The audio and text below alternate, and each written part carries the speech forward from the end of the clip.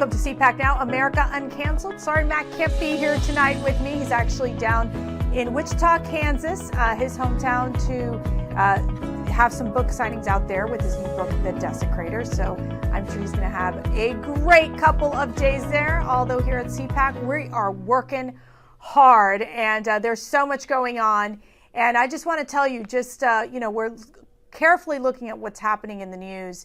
Obviously, there's been so many developments as the Russian forces move closer to the capital of Kyiv, and really we're trying to sort out what will be happening next. So we're going to keep a close eye on that. We have some great guests next week, including Ambassador Rick Grinnell, to address these issues and this horrible invasion that we're seeing happening in Ukraine.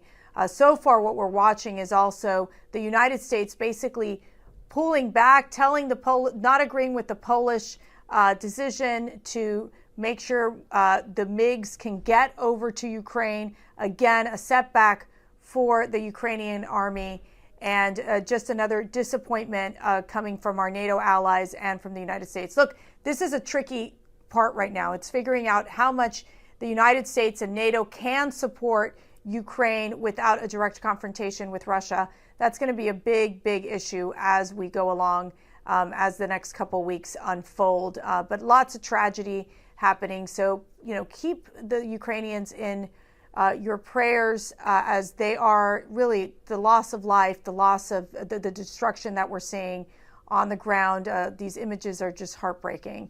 But we are here at CPAC continuing to monitor that. There's also so much more going on. We are excited to let you all know that we've launched our billboard ads on Times Square. This is the first time we've done that at CPAC. The first one that we put out was one about making sure we defund Planned Parenthood and obviously stand on the side of life. We've seen the destruction that Planned Parenthood has done in many of these minority communities, and especially in the Black and Hispanic communities, where there has been so many unborn babies killed.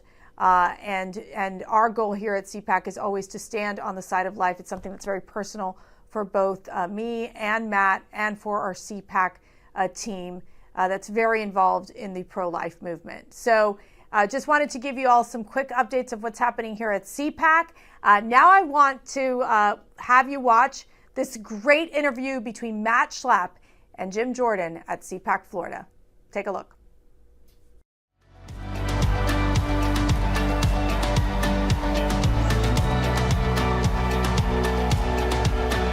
You want to borrow my jacket? Are you okay?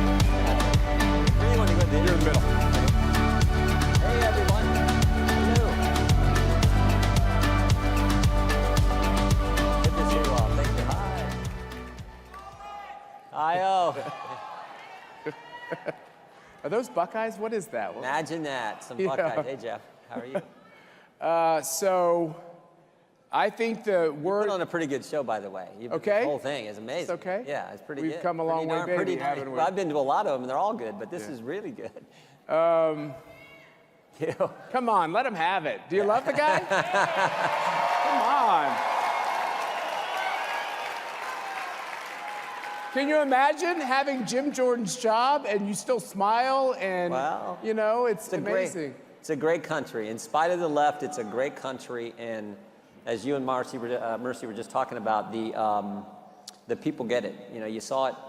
You saw it a few months ago. It started with a few moms. I know we got some of them here. A few moms in Loudoun County. Then it was a few more moms. Pretty soon some dads got involved. And the next thing you know, Glenn Youngkin's governor of a blue state.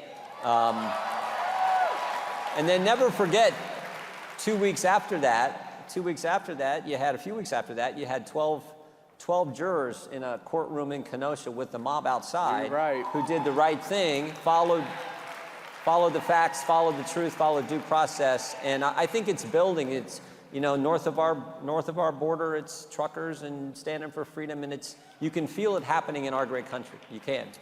I have to admit, since the last election, I had some times when I thought, maybe America will be ended. Maybe it's coming home to a bad conclusion. And I felt pessimistic at times. It's funny, after that Kenosha result, after what happened in Virginia, I mean, think about this. It's tough to be a politician. Can you imagine being a politician in San Francisco and being too radical for the school board? Yep, exactly. I mean, that's kind of insane. That's a tough badge to have. How do you feel? Do you feel like we're going to turn this thing around? I do. Someone said this, I think it's accurate. There's potential this year for a kind of a total realignment of the parties. It seems to me the Democrat Party is now the party of the super mega wealthy who live on the coast and people who don't work, and we're the party of everybody else. And that is a good place to be. And that phenomena really started with President Trump fighting for middle-class, working-class people and putting America first and making America great again and just standing up for the people who actually make the country work. And so I think you're seeing that kind of realignment. We're the party of people who work, they're the party of people who don't, or who are the ones on the coast who have all the, the so-called elite. I really like the way it's shaping up, and we never want to get overconfident. We got almost 8 months until the election, so we got to campaign hard, but always be confident, never be overconfident. That's where I think we need to be, and I think the country has figured out that the Biden administration can't do anything right. And I don't like to say that because you want to cheer for your country, but that's just unfortunately where we're at. So I'm thinking there's going to be a big change come this midterm election. I always, as the news media, or at least most of it, the bad part of it, tells us that things have gotten back to normal in Washington and the country's in this, better place because we've all unified. I don't know if you know this, Jim. We're unified now. Has this really work around the clock commander-in-chief? Has he called you recently to ask you about? No, he hasn't. Yeah. But that doesn't happen? No, I have not talked to President Biden, but I was there a little over a year ago on Inauguration Day, and I heard this speech like the whole country did, where he talked about unifying the country, and frankly, that would be helpful. We are too divisive as a nation in many ways, but he talked about that at his speech, and then literally a few hours later went to the Oval Office and signed 20 executive orders that divided the country. Yeah. So that's been the disconnect, and everything they've done policy-wise has been, as I said before, a complete disaster and further divides the country. I mean, you all know the list, but we went from a secure border to complete chaos. We went from stable prices to record 40-year high inflation. We went from safe streets to increasing crime in every major urban area in our country. We went from being respected around the world, projecting strength from the Oval Office, to what we've seen with the debacle that was the exit from Afghanistan and a host of other things. So again, there's nothing that's been done that I think's been done in the right way. And maybe the thing that scares me the most is what they've done to the First Amendment, what they've done to the Constitution. I mean, I probably tell this to every group I get a chance to speak to. Every right we enjoy under the First Amendment has been assaulted. You got 5 rights: your right to practice your faith, your right to assemble, right to petition your government, freedom of press, freedom of speech. Everyone's been attacked. And maybe the one most attacked is freedom of speech. And well, that was a whole conference a year ago. We saw this woke, this cancel culture mindset happening. But if you can't talk, if you can't speak, none of your other rights mean anything. If you can't talk, you can't practice your faith. You can't share your faith. You don't have freedom of the press. You can't petition your government if you're not allowed to speak. And that's what the left goes after. That's why it's so dangerous and why we have to win. There's a big group of people that are not allowed to speak. They don't get the chance to speak, and that's the unborn child. And we see the Supreme Court has taken up this Dobbs case. You're a strong advocate for the rights of the unborn. Do you think the Supreme Court will turn this question of regulating abortion back to the states and do the constitutional thing? And do you think the country can handle that when that happens? Yeah, we're Americans. We can handle anything, and that's the right thing to do. Look, the sanctity of life is just that. I mean, it's sacred, and it needs to be protected. We all understand that. I'm hopeful the Supreme Court's going to do the right thing. I think they are, and we'll. Why do you think they are? Well, because of Gorsuch and Kavanaugh and Coney Barrett, 3 amazing justices that President Trump put on the court, just like he said he was going to do when he ran for the job and we elected him. So I do think we'll get the right decision there, but we'll see. Now, if and when we get the right decision, just be ready for it. The Democrats are literally then going to go full tilt, I think, on trying to pack the court. And we'll have to deal with that. They've introduced the legislation. They've had this commission. We'll see how that plays out. But I'm hopeful that the United States Supreme Court will uphold and protect life and reach the right decision in that case. So we have this whole question of packing the court, breaking all these democratic norms that are coming from this new Marxist Democratic Party, embracing the softer term socialism. I don't know if you saw in our merch store, we say socialism is just communism for slow learners. It's kind of all in the same spectrum. You should get the shirt, by the way. It's all in the same spectrum. I think one of the things that the people here that I keep hearing from that they're the most concerned about is they keep giving the Republican Party power, and this is not aimed at you, although you've been there a while and you're going to get some real seniority if we get this majority back and you'll make a difference. But if we give the Republican Party back power, do they finally get the fact that we got to push for all these things we care about? Yeah, no, we have to. Yeah, if we win, I mean, the way I see it, if we win, and Lord willing, I think we're going to, if we win, we got to pass key legislation that shows the country what we're for. Like, we need to pass. We should not in any way be funding gain-of-function research. We just shouldn't. That's got to be one of the bills we pass. We have to do something on the fact that 2 million people have illegally entered our country over the past year. So we got to do something on immigration that secures our border. And then we also have to pass something on the attack from big tech, the censorship and attack on conservatives from big tech, namely the Section 230, taking away the liability protection. But remember, Joe Biden will still be president. So those pieces of legislation aren't going to become law, but we should pass them anyway, show the country what we're for, and begin to frame up the 2024 race when I believe President Trump is going to run again. And do you have any inside knowledge? No. There's a guy speaking tonight who may have some inside knowledge. Yeah. You never know. But I think he is. I want him to, and I think if he runs, he's going to win. And then whoever the Democrats put up. But you help frame up the 2024 race. And then in addition to that, we need to do the investigation. Part of our constitutional duty is oversight. We need to do the investigations, not because we're the legislative branch. We can't prosecute or indict anyone, but for the simple fact the American people, all of you, the whole country, deserves the truth. We need to know for certain, did Dr. Fauci know 2 years ago that this virus came from a lab? Did he know that? I think he did. So we need to know that. We need to know why the Biden administration, it seems to me, has taken the intentional position of not having a border. There's no other way to interpret this. It's deliberate. It's intentional. They're just letting folks come in. And kids are dying. Yeah, and bad things are happening to young people and to women, and it's just wrong. And we need to know, particularly if on the Judiciary Committee, the oversight we're going to have to do, why the Department of Justice had sent out this email to FBI agents saying, put this designation, this threat tag label on parents. I would love to ask Merrick Garland a simple question. What's the number? How many parents currently have that designation associated with their name? So those are the kind of investigations we're going to have to do if the American people put us in charge. So everything they say is a conspiracy theory eventually turns out to be true. He was spied on. Sure was. How long, you think? Well, certainly since, remember all the things that happened in 2016, that they first take the dossier, which they know is false, they take it to the court. When they go to the court, they lie about information. Mr. Kleinsmith, was indicted for it. Then they have this individual that, under the alias Azra Turk. When you have someone go bump into George Papadopoulos in Europe using an alias, that's called spying, right? Yep. So we know all that happened, and now we find out from the latest Durham filing that it goes right to the Clinton campaign.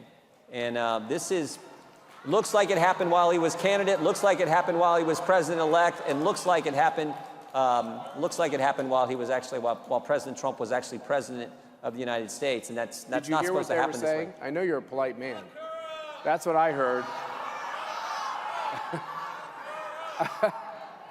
I think the biggest concern is two systems of justice. Yep. If you participate in the violence and the riots of Black Lives Matter, leading politicians not only won't condemn you, they'll spring you out of the joint and you're back on the street the next day. If you do these terrible things in terms of using your power and government power to spy on your political opponents, it seems to either get whitewashed or just take forever for anybody to be held accountable. And then when someone is held accountable, it's almost like that's taken care of and expunged. They get back their pension and everything else. Can this finally stop and there's one system of justice no matter who you vote for president? Let's hope so. It's supposed to work that way in this great country. I think if President Trump runs and wins, which again I think he's going to, if he does that, you put the right person in charge at the Justice Department and you do hold people accountable and you do the investigations you're supposed to do. That's the only way it works.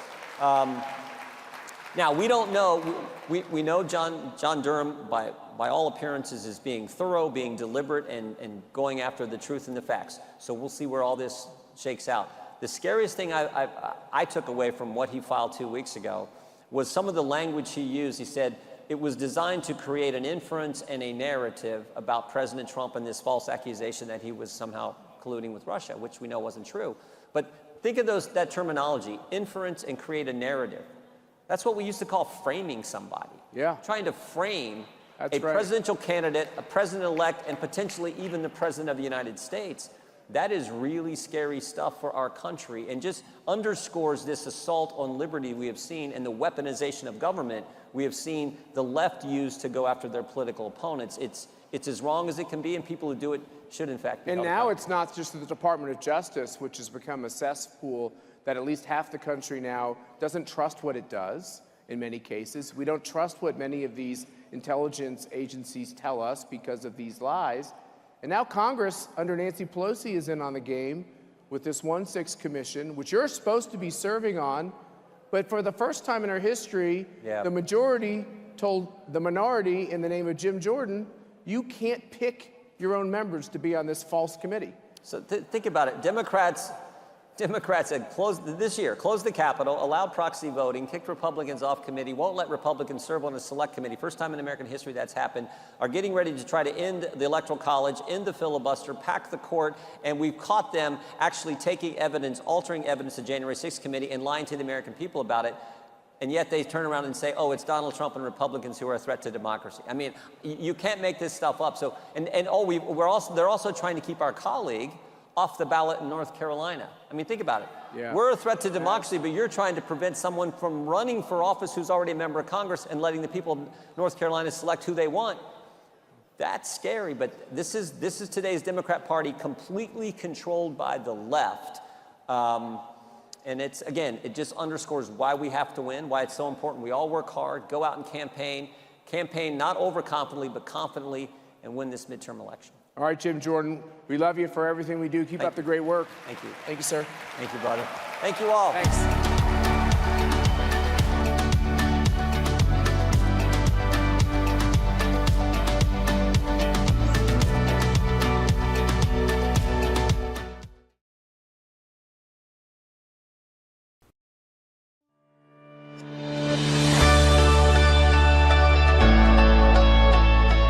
Hey everyone, this is Matt Schlapp with CPAC, and it's my privilege to tell you that we've got a very important project that we've just announced, the First Amendment Fund. It's a brand new fund that we've created through our criminal justice reform efforts to raise money to take care of you, Americans who are being canceled and desecrated out there around the country. We know it just happened in Virginia, where parents were called domestic terrorists by the Biden administration, where people who just want to express their political views are canceled left and right.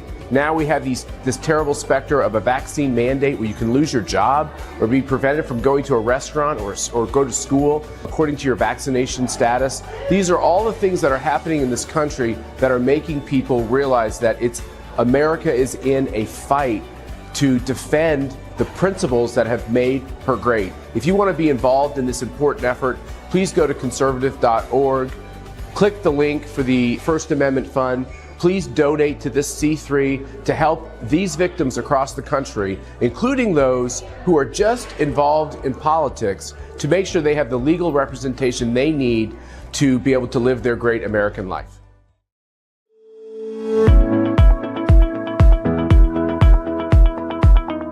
Welcome back to CPAC Now, America Uncanceled. I hope you enjoyed that interview with Matt Schlapp and Jim Jordan. That is just one of many interviews and speeches that happen on the CPAC stage. You can watch all of the programming there on conservative.org because it was really a remarkable event. One of the big issues that popped up during CPAC Florida was this on election integrity. That's obviously something that the Democrats for a long time have tried to shape this narrative of, voter suppression. And of course, they're not in favor of voting IDs. One person who really wrote a book about this, really understands what happened in our election cycle is Mollie Hemingway. And I want to leave you with this great interview between Matt Schlapp and Mollie Hemingway talking about her book, Rigged, which is a must read, and talking about the issues that she became aware of during the last election and what the Democrats' plans are to basically, change up our election system. So let's take a listen.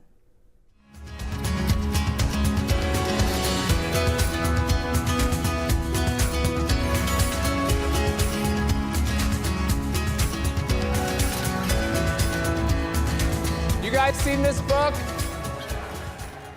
Who's bought this book? I think after this conversation, everyone's going to buy this book. Thanks for being here, Mollie. Great to be here with you. Okay, we don't have a lot of time because we got some big speakers today. I don't know if you're aware of that. Did. Almost as big as you. By the way, it means a lot to us that you're here. I think you got a lot of fans in this room.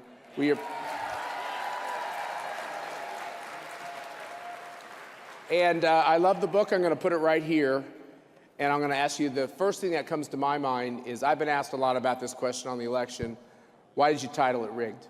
It was the thing I cared about deeply. It was something I'd been thinking about before the election even happened because I was so frustrated by the corruption of our media, the corruption of big tech, and it turned out to be the perfect title because I ended up digging into election laws and seeing just how completely the 2020 election was controlled by things that aren't really a great thing for us to have in this country. If questioning the results of a presidential election were a crime, as some people have asserted in the last year or so, the entire Democrat Party and the entire media establishment would be rotting in prison right now. That's exactly right. They have not actually accepted a presidential election that they lost since George H.W. Bush. George W. Bush, they said, was selected, not elected. They made documentaries about the 2004 election where they claimed that Karl Rove had hacked machines to get into them. But nothing compares to what happened in 2016 when the entire establishment refused to accept the results of a presidential election they lost, and they fell into this, or invented this incredibly delusional conspiracy theory that Donald Trump had stolen the election by colluding with Russia.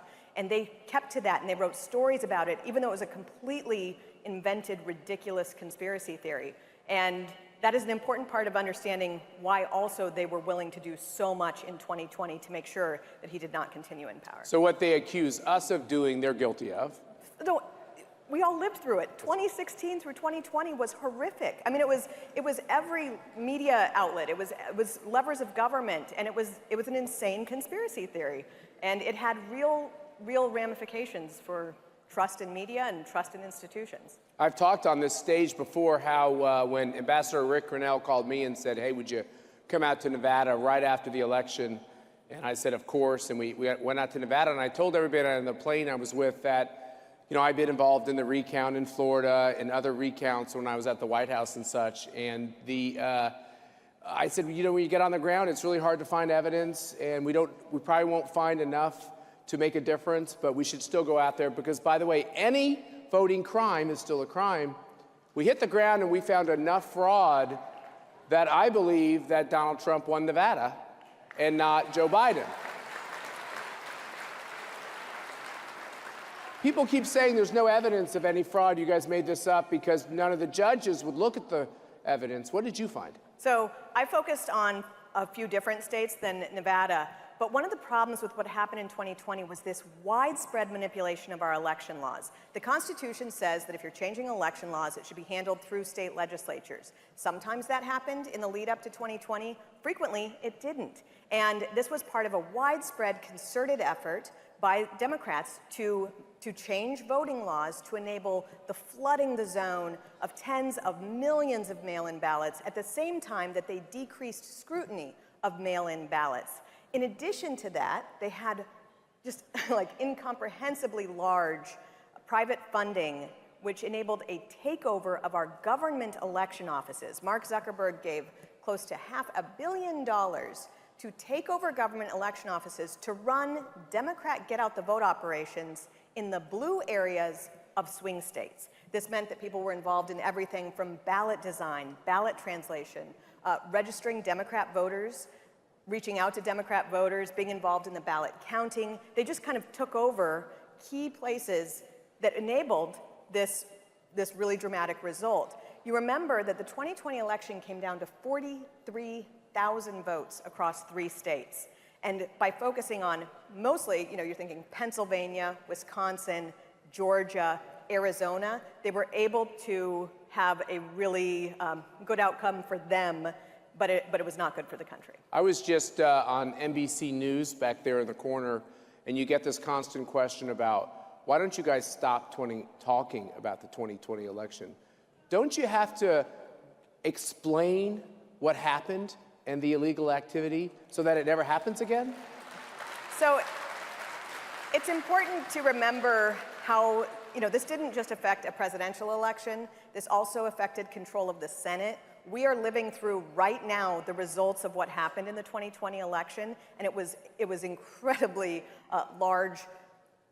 The ramifications are so big when you look at what's happening in Ukraine, for instance, when you look at what's happening with our energy production, when you're looking at what's happening with China. These are very big results that do matter, but it doesn't just matter looking back, it matters going forward. If you enable a corruption of the election system, if you enable this widespread problems that lead to distrust and lack of confidence, that's a threat to our republic. The bedrock of our republic is that we must have elections that are free and fair and transparent and trusted. And this is something that we've had to fight about throughout the whole history of our republic, because as you note, the time to do this is when the election laws are written, because once they're done, it's very difficult to conclusively detect fraud or other problems. That's why you fight about what the rules are. But people know that we need to have this security. You take something like voter ID. This is something that President Biden says is Jim Crow 2.0. Voter ID is something that at least 80% of the country supports. It's a basic, it just makes sense that you would do something like this. But it's important that you fight for that, because people who want to corrupt the election don't want to have voter ID.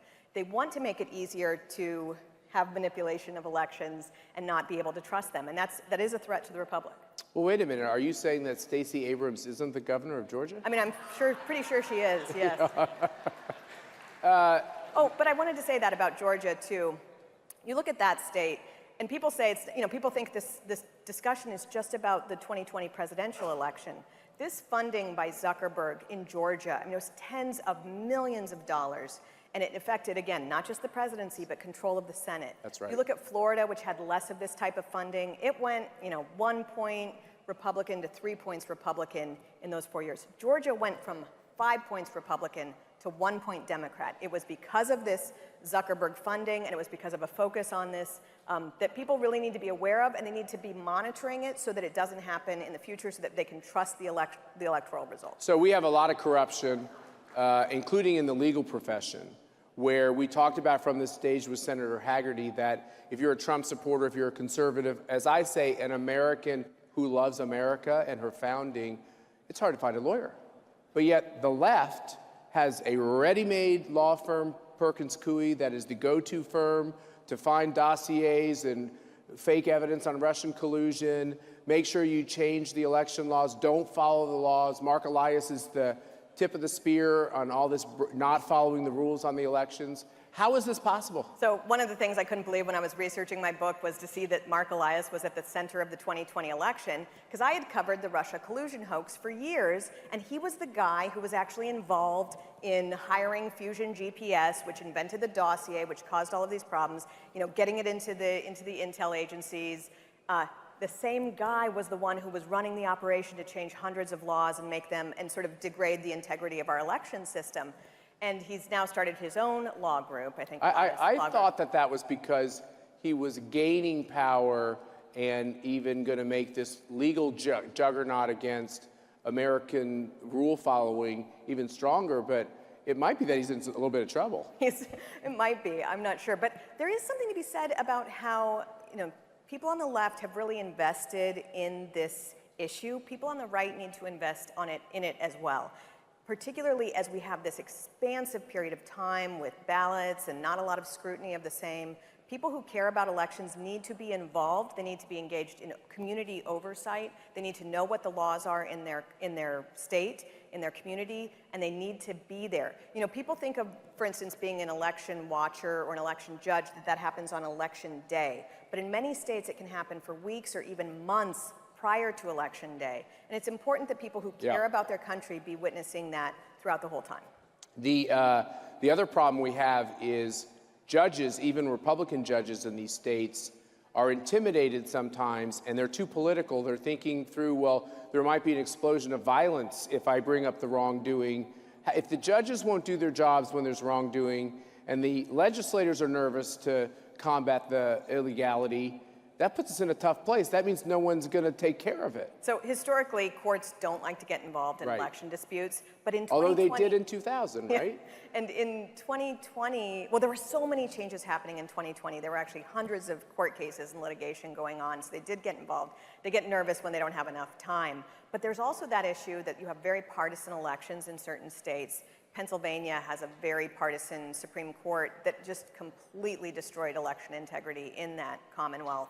And it's important that people, again, be focused on that as well. But you were also saying something about the Perkins-Coie Law Group. One of the things that I thought was so damaging about what happened recently was people on the left were actually threatening attorneys who were helping out election efforts or election integrity efforts. And if you can't have good counsel, you don't really have, again, a free republic. You don't have free and fair elections. It's important that we fight to make sure that all people can get good legal representation. Okay, so the book is great, and I do recommend everybody get it, and everyone knows where they can get books. They all have their favorite places. Am I right? Yep. This is everywhere. It's everywhere it's sold. The news media, most outlets were very nervous to cover election fraud because they were, I think, nervous to say, to weigh in on the matter altogether. But also, I think people speak too narrowly. So election fraud can frequently be a very limited concept that just deals with, particular intentional illegality. What actually happened in the 2020 election was so much bigger than just that. It was this intentional manipulation. You might remember Time magazine actually admitted this, that there was a cabal of powerful people across multiple industries and whatnot. To fortify the election. To fortify the election, and that's something that is much, much bigger than that. But it also raises an issue, which is we have a completely corrupted propaganda press. They don't engage in holding people accountable. They just exist to sort of help elite regimes maintain power. They were a horrible player in this 2020 election by covering up stories, inventing stories, and they need to be dealt with. Mollie Hemingway, thank you for writing this book. Thank you. Thank you for being at CPAC. I think this book is the first step to making sure it never happens again. Thank you. Thank you. Good job. Thanks.